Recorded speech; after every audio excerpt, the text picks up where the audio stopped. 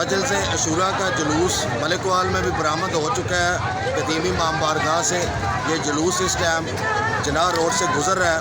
मैं आपको बताता चलूँ कि जुलूस की सेफ्टी के लिए CCTV कैमरे, वॉक थ्रू गेट और सिक्योरिटी का नहायत सख्त इंतज़ाम है और 1122 की टीमें भी यहाँ पर मौजूद हैं। और इसके अलावा ये अज़ादारों के लिए रास्ते में सबीलें और लंगर का एहतमाम भी किया गया है।